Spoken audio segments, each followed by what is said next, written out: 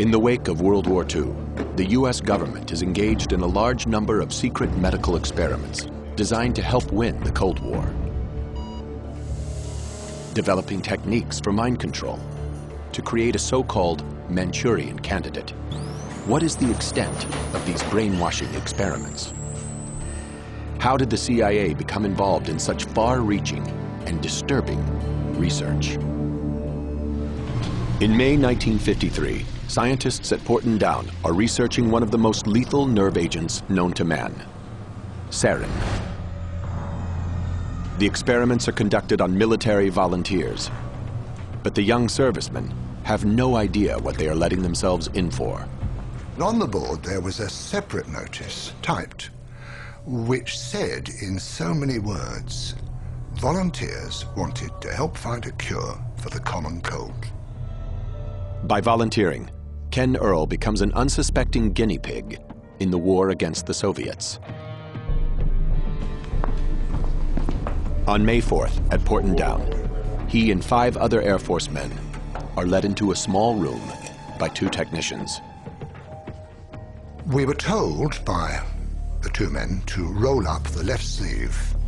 These 2 men then took 2 pieces of material and they taped them to our forearm.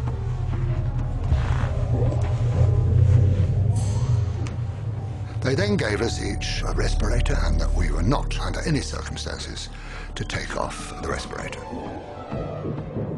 And the door was sealed behind us. It was very, very poky, a small building. And I found out since it was a gas chamber, which puts the fear of death into you, of course. And this technician, with a vial and a pipette, went round each of us, and he dripped onto these pieces of material 20 drops in 2 rows. The clear liquid is sarin nerve agent. It is quickly absorbed into the arm through the skin. The effects are immediate. I became absolutely claustrophobic. I didn't know what sheer terror there is in being trapped and not being able to breathe properly. You feel you can't breathe. I was sweating profusely. And I now, even today, have nightmares about it. After half an hour, we were released, gasping and spluttering and sweating into the open air. Beautiful sunny May morning. Absolute bliss. What a wonderful thing to be alive. The corresponding paperwork clearly states the purpose of the experiment is to determine the lethal dose of sarin. After the Korean War, disturbing new intelligence reaches Washington. Hundreds of American troops are still being held captive, subjected to brainwashing experiments, and then killed. Mind control research back home intensifies. The new goal is to cause an individual to become subservient to an imposed control, to the point where he will perform acts against his will and then have no memory of the act. The search for a real-life Manchurian candidate begins.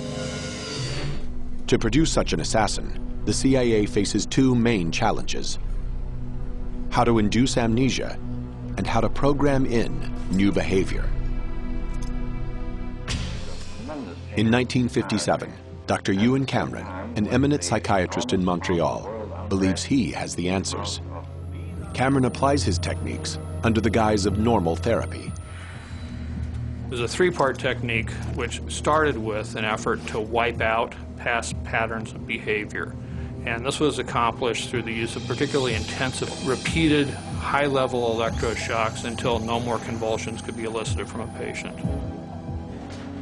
Cameron then plays tape-recorded messages through helmets that are locked to his patients' heads.